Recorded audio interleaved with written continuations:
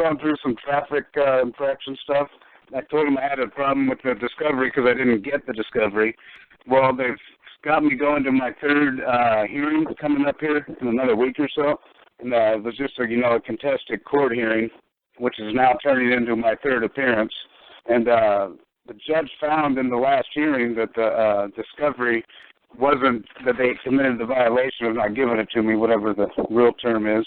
And then he recessed and said, because I had put in a motion for dismissal on some other stuff regarding the case, and he said, well, because you put this in a day late, I'm going to extend it and get, or whatever, take the recess and have another court date coming up. And then he just quit talking about the discovery after interrogated the city attorney quite a bit, and she stated in that hearing that I picked up the discovery. She stated that I didn't request the discovery properly, which I did, and that's just kind of where I'm at. We'll kind of see what your idea might be. What was the discovery? What are you trying to get, like a videotape? Well, no, it was just the basic stuff they give you. I didn't ask for nothing special. I just, as a matter of fact, the courthouse I'm going through, they have a form you download for the discovery, and I did that, and I submitted it timely. And they even said that they called me twice to pick it up, which was my preferred method of contact, and they didn't. And I've got my phone records printed out that I've sent to them today, and I'm going to bring them with me to court. Why do you make a motion for them to hold the other side in contempt with their own court? Hold the city attorney? Yeah, hold her in contempt. She knows the rules, and she's contemptuous. She's not abiding by the rules of court, and she's the one who called the court. A lot of people say to me, well, Carl, wait a second, you say don't ever make motions. And don't. No, Carl never says don't ever, ever, ever, ever. I don't use those words like never, never, or ever, ever. I don't use those silly words. Sometimes it's to my convenience, especially something crazy like, say, a DUI or something like that. Sometimes it's to my convenience when I just say to them something simple like, hey, you know what, they're in contempt of court. That's what we're doing with I'm doing with another case because it's a double sword case. It's a very complicated case where there's two different, you'd have a problem, like, say, with the county, the state, and the feds. It's like, have you seen, like, a murder trial? It's like you get a murder trial, and the city might pick it up. The city of New York might, go after the guy for the murder, or the state of New York might pick it up for the murder, or the federal government might because, say, it was a federal worker. So now right. I have a complicated case like that where the man's fighting multiple courts. So obviously we're going for the discovery. So hopefully they will be in contempt of court. They will not give the discovery in the time in which the court ordered the moving party to turn over all the discovery. So hopefully the discovery will not be forthcoming, because then obviously we're going to go in and say, hey, you know what? He's in contempt of your court order. The court ordered that he has to give over discovery, and he hasn't done it in a timely manner, so he's actually in contempt of court. So obviously, he must have other things more important to do than this silly case or this silly matter. That's, obviously he must have a lot more important cases to do. So since this is of no, importance to the prosecutor, I see where nobody else in this court should take, this case seriously either. So, we move to dismiss this case or discharge this matter, and let the feds pick it up, or let the state pick it up, or let the city, let somebody else pick it up, because obviously, they're dropping the ball on this. So why bother playing this any further? Because obviously, if we have to come back again, somebody is going to pay, compensation for this time that's been lost. Now, if they wish me to tender a claim for compensation because the discovery was not timely, that's fine. I have very reasonable fees, which I'll charge them for failing to comply with the court order. Yeah. And just do something like that. Now, do I put that in a whole motion? Put all that info in the motion? Well, like I said, you could, if you hold them in contempt, then the contempt would be a very simple motion. It'd just be, you're making the motion that they're in contempt, and then you could say, see, it's like, a motion is called that they hold in contempt, and whatever you want to bring into that motion. As well as suppress the discovery, right? Right, right. You could bring in their own rules. So you could say they had 30 days, according to rule, whatever, 16.2. I Yeah. filed the form in accordance to the rules of this court. I filed this form in accordance to rule, 27B. And you can just put it down where, and then you make, like I said, you just write down where they have failed to even abide by their own rules. This is their court, and these are rules. And I agreed to play this game, and I agreed to take on the title of defendant. I agreed to act as the defendant. I agreed to plea. I agreed to all this stuff, and they agreed to act in a certain manner. If they don't wish to act in this manner, then then I move to dismiss it. And then, like I said, then the judge gives you any crap, then you can actually say, you know what, if you are going to tolerate this nonsense to go on, you know what, I'm just going to relinquish, I want to withdraw as a defendant, and I'm just going to stand here as a man. And I want to ask, is there any man here that may claim I've done something wrong? I said, I don't mind acting as a defendant. Sometimes it's fun. Sometimes I can make a lot of money. But, at this time, if you aren't going to abide by your own rules and you're going to get cute and you're going to allow this to continue, well, then, you know what, I'm going to have to withdraw can't accept the title of defendant. I'm just going to have to stand here as a man and make a claim. People don't understand sometimes when I say like this because I have a CDL license. I drive a truck. I haven't drove for years. I have my own truck, but I haven't done it for a living. I drive my own truck, I drive my own 9-speed. I got my own, but I don't do it for a living. I do it when I need to go pick something up. But I'm like a truck driver where I'm working for whatever, United Van Lines and stuff like that. I do it at my own leisure because I need to, get my own stuff. But what I'm saying is, if I have a CDL and somebody's calling me on it, obviously I want to keep the CDL if I'm working for United Van Lines because they're not going to hire me if I lose my CDL. And the defendant going to the state is going to, suspend your license, and I need that license to make an income if I was United Van Lines employee. Now, if I'm fortunate enough, I'm just a man and I'm taking point A to point B, and the Constitution clearly says that the states can't interfere with the right of the contract. So if I can own my own and identify myself, then honestly, I don't need a CD. 100%. You're fading in and out, Karl. 100% of these people that talk to me, they need to keep their driver's license for whatever reason.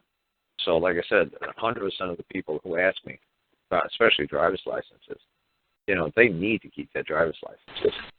So I don't tell them to play cute like Dean Clifford would say, oh, burn your driver's license, throw it away. Oh, really? And passports too? Oh, yeah, passports too. Oh, really? And how do you think we're going to go from point A to point B in a timely manner? How do you think we're going to accomplish that without being harassed every 5 feet away? Somebody like me can do it because I know how to do it. But, for normal people, no. They got until they learn, who they have to call up at the state capitol, who they have to go shake hands and talk to. You can't just be making, it's a process. Who really wants to deal with it? Nobody. Yeah, some of us will get in more trouble trying to do it when we don't know how to fully do it. Right, and you just get yourselves in a lot of trouble. Or you listen to somebody, like I said, these other guys who just say, burn your draft card, burn your social security number, burn, oh, what? Are you kidding me? Stop, Yeah. Help you get. It's funny. Somebody called me up the other day. He's filling out a passport. Carl, you filled out a passport. What did you do? I said, I put down every damn thing. They said, did you put down a U.S. citizen? I'm a U.S. citizen. I'm a U.S. slave. I am a 14th Amendment. I'm a 14th Amendment involuntary servant. I am whatever they wanted me to put down. I put down whatever they wanted on that damn piece of paper to get that damn passport. He says, well, you signed your name to it. I said, sign my name to who? I signed my name to no man. I signed my name to a what? It's like I made a contract with a pine cone. I made a contract with a color TV. I make a contract with a man. Some guy who walked up to me and said, didn't you sign this piece of paper? Yeah, damn right I did. And who are you? Well, I'm the Attorney General. I didn't ask you what you are. I asked you who you are. Well, I'm the Attorney General for the United States of America. Okay, again, another what? A pine cone is speaking for a telephone pole. Isn't that special? Well, I'm talking to a pine cone. I'm talking to a pine cone on a color TV. I didn't ask you what I'm talking. I'm asking who am I talking to? Who did I sign that to? Who's being harmed? Who am I liable for? Who's going to hold me liable for that signature? Nobody. So go play with yourself. You see what I'm saying? It's simple for somebody like me because I've seen this my whole life, and I'm like I said to the guy who's filling out the passport, it'll get me in and out of that border so fast and so quick. Also, damn right I'm a slave. I'm a slave to Barack Obama. He's my daddy. Is that going to get me over the border? Yeah, there you go. And then it's like, what? Guess what? I'm a leprechaun. No, I'm a unicorn. Oh, now what? I'm a man. I'm in limited capacity to whatever I wish to be. Oh, no, I'm not a unicorn. Oh, no, I'm not a leprechaun. Oops, I'm just back to being a man. Oh, well. Did it get the job done? Did it get me in and out of the border? Yeah. Am I going to waste my time going to jail for 16 months like a dean to prove a point? Like, oh, wow, no. What is it going to take? What do you folks need? Need that signature? There you go. Am I out of here? Good, I'm out of here. Now watch this. Oh, I withdraw my signature. What? You can't do that. Yeah, I can. You can't bind me with a piece of paper. Why? Because I'm a man. I don't want to be defendant no more. I don't want to be citizen no more. Nope. Goodbye.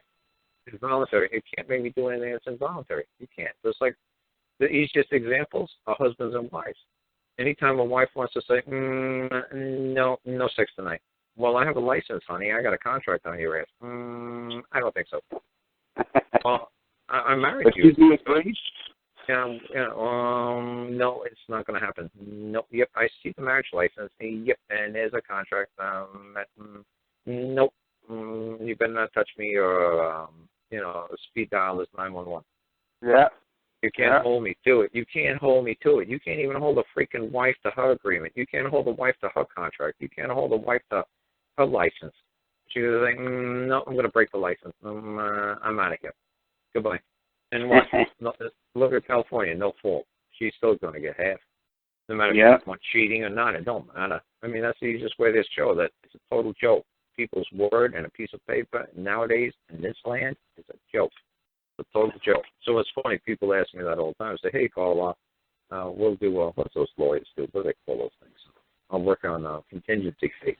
Like, Carl, when I get the big payday, Carl, I'll make sure I cover you. It's like, oh, please. I said, what? And we're going to sign a contract? And he's like, well, yeah. And I just laugh. I said, yeah. And then when you can't pay me or don't feel like paying me, you're going to pay me, what, $1 a year for the next 10 million years? Like, yeah. When you catch up to him? Yeah, no. They're going to say, well, here you go, my brother. Here's $1, and that's the best I can do for the next 10 million years. I'm sorry, I owe you 10 million, but it's going to take me 10 million years to pay me. I said, yeah, I know what you're going to do. I said, but don't be silly. I said, I'm not going to fall for that suckers game. I said, I'm not stupid. I said, just come here, like the other guy, I said, come on here and work for me. So one guy came up here for 17 days and worked for me. Another guy came up here for 8 days. I said, they can't afford to give me any money. I said, come on up here and work. I said, I don't care. I said, you want me to work for you? Yeah, well, then you get up here and work your ass for me. It's worked out pretty good. I must have had at least 8 people up here in the last year doing work around here. But it worked out fine. But like I said, that's what I do. So like I said, people are going to say, well, see, now Paul's saying make a deal and do motions, and that's right. Sometimes you have to get a damn passport. Sometimes you do have to get a damn bank account. Sometimes you do want a cell phone. Sometimes you do want, a driver's license. You got to learn how to play both worlds. And I really think that, the government agents, the people who listen to these shows, and the people who, I think they really appreciate it, that I'm not one of these guys saying burn this and burn that and F this and F that. No, it's a balancing act. It's a tap dance. Well, like I said to people, it's how did they used to do it, say, in 1932? Or let's make it even simpler, 1965. Go watch an Andy Griffith episode. And before people had driver's license, and if they didn't have one, Barney would run them in. Barney would run them in and say, well, we just can't let any stranger walk around town. We got to find out who you are. You look very dangerous. So to maintain the peace, we are going to bring you in until we can find out if you're an escaped convict. That we heard that, Mount Pilot, there's an escaped convict running around, so we're going to find out who you are and make sure you're not an escaped convict. It's the same thing. It's like the movie Rambo. I thought that was the stupidest movie I ever saw because I was totally for the sheriff. I forgot what that man's name was. He was a great actor, man. And he was just being a decent guy about it. He'd say, hey, look, buddy, you're freaking everybody out here, man. You got this long, ridiculous hair. You got this ridiculous clothes, and you're wearing a sword. You're walking through Main Street, Mayberry. You're scaring the shit out of everybody. Here's $50 and a can of soup, and here's the bridge, and the other town is about 2 miles that way. I'd appreciate it if you don't come back. And then what does the guy do? The guy makes a U-turn and he leaves, and guess what? Rambo's like, no, fuck him, man. I'm going to go back into town. It's like, wait a second, what's the purpose of Rambo going back into town? He's like, well, I'm an American, and I can carry a sword, and I can look as crazy as I want. I said, that's like me walking through the mall with a bomb in my hand. It's like I got a really long fuse, like a 3-foot long fuse, and I'm walking through the mall. And I said, well, I'm a man, and that's my property, and I got a bomb. It's like, yeah, but dude, you're scaring the shit out of everybody. You got a bomb. Yeah, it's a 12-hour delay fuse. Don't worry about it. I'll be done shopping, and the mall will be closed way before that fuse blows. And I said, that's okay. I just have the right to take my property wherever I wish. It's like, dude, you're breaching a peace. Dude, you're scaring the shit out of everybody. You can't be walking around the mall with a bomb. Well, dude, it's not going to go off. I told you there's a 12-hour delay on it. Look at it. Look at how slow it's burning.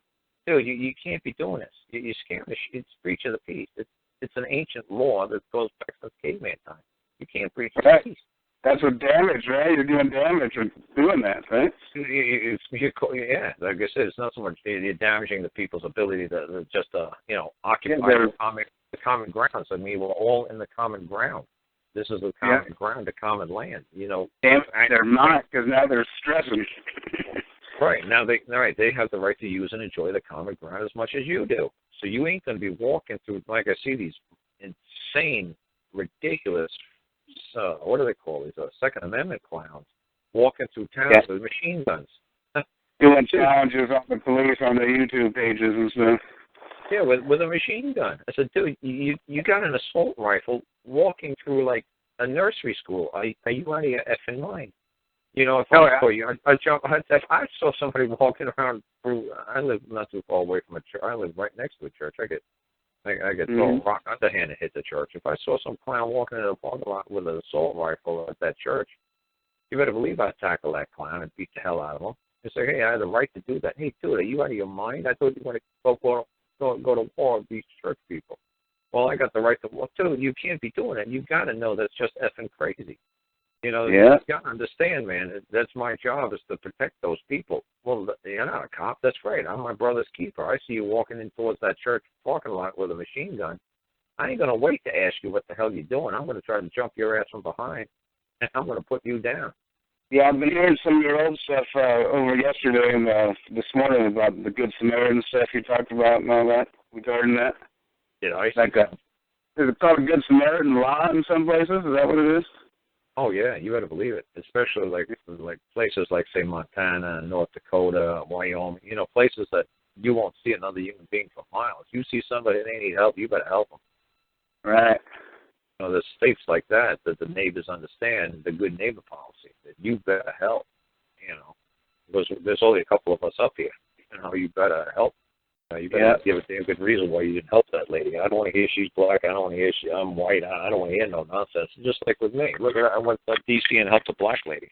Why the hell isn't Oprah Winfrey doing it? Why isn't Jesse Jackson doing it? Why isn't the local Baptist church doing it? They're not getting a check. Yeah, but still, why am I my brother's keeper? Why can't somebody else help? Why am I the only one showing up? So I love it when people tell me, like, Carl, you're all about money. Carl, you don't help nobody. Oh, really? You got any pictures of you standing next to anybody, walking the court with them? You got any, women and children that you helped get back, didn't charge them anything? You got a Mexican lady, sending you pictures? You got French Canadians? You got anybody? No. So don't tell me what I'm doing. Yeah, exactly. People are good at that, ain't they? Yeah, and like I said, what helps, too, is I remember that crazy Bundy family. I thought it was a joke when they really said they wanted me to go out there and help the Bundys. I thought it was like Al Bundy. I thought it was a joke. I was like, I thought it was a joke. I was like, you want me to go out to the Nevada to help the Bundys? I was like, what, Al Bundy? Oh, them Bundys. Okay, yeah.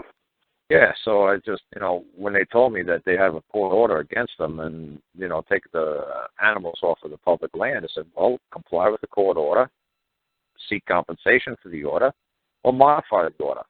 What's the big deal? Oh, no, they got 10,000 people surrounding the U.S. Marshals down here. I said, what? They've just been ordered to take, what? They got an order. There's 3 ways to handle an order. It has absolutely nothing to do with pointing a gun at somebody's son or daughter. They said, well, they want you to come on out there and help them. I said, oh, really? He said, yeah, they got a radio show on Boston. They want the son is going to be on. I said, oh, really? They want you to talk to the son, the like 50-something years old son. I said, yeah, I'll talk to him. So they said they'll fly me out there, and I said, oh, you fly me out there? And I was like, yeah. Where's the U.S. Marshals? They're about a half a mile up the road now. You know, we backed them off. I said, yeah, go ahead, fly me out there. And, you know, you want to talk to me, I'm going to be standing next to the U.S. Marshals. He's like, why? I said, you're an asshole. You're a moron. He's like, what? I said, if you were any kind of a man, you would never point the gun at another man's son or daughter. And I guarantee those U.S. Marshals, they all have families, and their families love them. They're so proud of them. And you got the balls big enough because you just don't know how to handle a court order like a man. You either modify the order, carry out the order, seek compensation for the order. No, you're going to point a gun at some man who's just trying to do his damn job. I said, now, if you had a court order against the United States government, you would ask the U.S. Marshals to go execute it for you, and you'd expect them to do it, and they would. I said, but now that it's flipped around and the U.S. government's having them execute the order on you, why don't you just create your own damn order and execute it on them? He says, how do we do that? I said, I'm not going to teach you. You're a little Nancy boy. I'm going to point my gun at you because I don't like your order. Oh, really?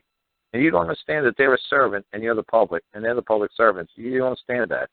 You know, you don't understand how to take control of these public servants. The only way you think you can do it is with a gun. Oh, really? And so what's funny is the other day somebody, my buddy Jimmy says to me, hey, man, my landlord's kicking me out of my place. I said, why is that? He said, well, he makes drugs, hillbilly drugs up here. I said, yeah, and? He said, well, him and his girlfriend came down to your place where you're living now by your folks, and some other drug informant was in the back seat. I said, yeah, and? He said, drug informant said, hey, what are you doing down Karl Lentz's driveway? I don't know anybody knew my name because my family's name is not Lentz. My mom married another guy. And the guy said, how do you know this guy? He said, well, he's friends with the U.S. Marshals. And I was told by the other feds around this area, don't go near this man's driveway. He said, get me out of this man's driveway now. So it's funny, the U.S. Marshals definitely know where I live now. There's no doubt about it. And it's funny, I just moved here. And that my mom's last name is not the same as not a Lentz. Right. So it's pretty funny that some drug informant told his buddies, you got to flip this car out of this man's driveway. That's Karl Lentz, and he's friends with the U.S. Marshals. I don't want no part of this man. So like I said, it's nice to know that the U.S. Marshals like me. That really makes me feel good. And see other people who listen to these kind of shows are like, oh, see, Carl's a COINTEL pro or something like that. No, I'm not. I'm just trying to tell everybody, look, I'll work with you folks. I'll work with them. You're the exact opposite of a COINTEL pro because they want to kill people and they want to hurt groups of people and they want to. That's what their job was. Right, like an Alex Jones kind of guy, right? To incite the people so they could start getting names and getting people to sign up for their newsletters and sign up for the news. Right. That's what ridiculous. Paterson they did to Martin Luther King. Those people got them guys. Yeah, like I said, it's funny. I'm trying to show people how to get in and out of court with pieces of paper, and that's it. I'm not trying to show people how to make a fortune. I'm not trying to show people how to get out of their mortgages. I'm trying to show people this is the public servants. We're the public. They have to learn to serve us again because for some reason we let it slip. For some reason we forgot how to be a man.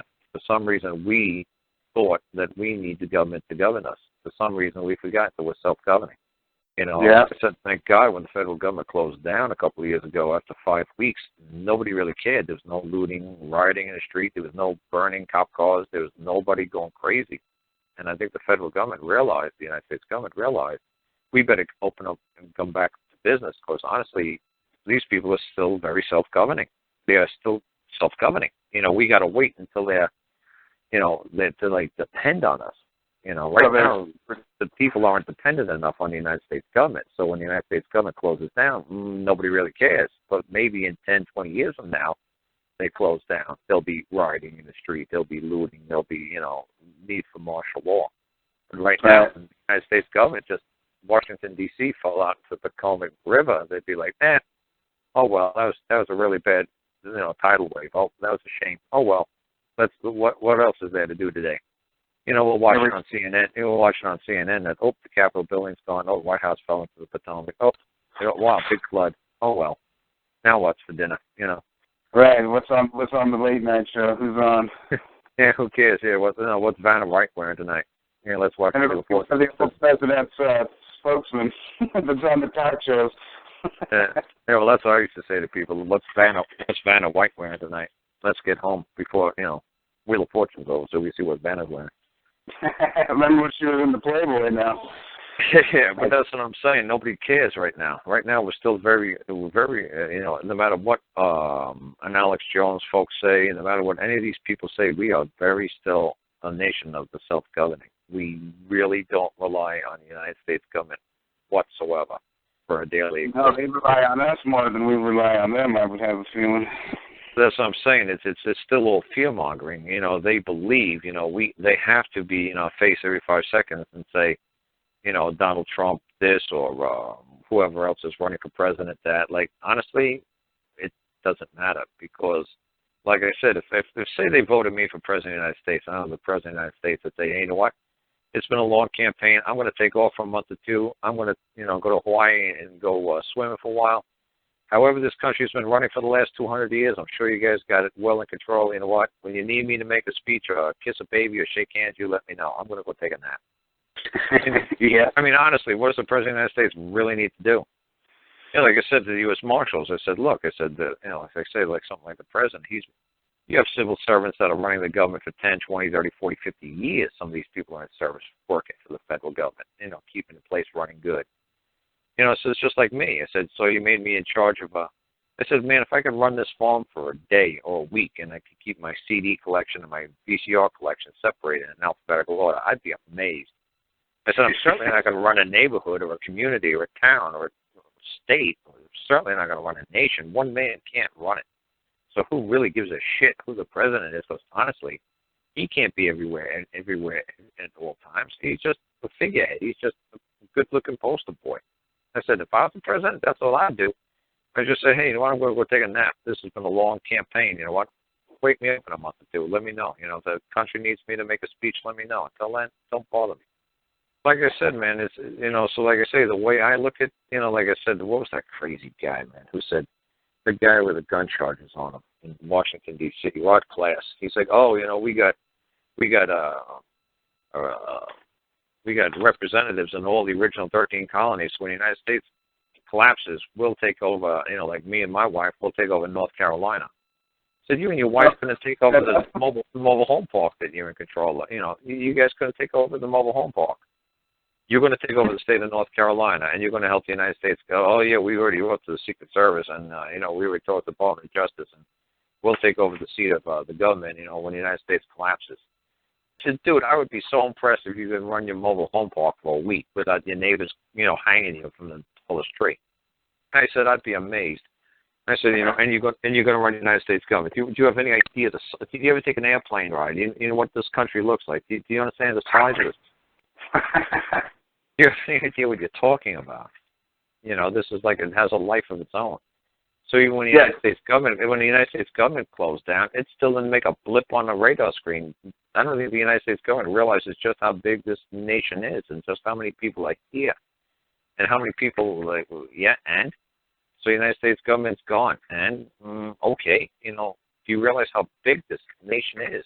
Do you realize how much we don't need? Whatever, we'll get by. Right. The people will figure out another way around it. They're like, oh well. They should always deal with that, and or maybe they failed and they all disappeared, but they've always come back somehow. If they come back and they don't, it still doesn't matter. It's like, okay, we'll overcome. We're self-governing. It's not that big of a priority. We don't really need it. Yeah. We'll figure a way. And that's what's funny is they must have said to themselves, damn, we don't got the people dependent on us enough. People aren't afraid of us enough.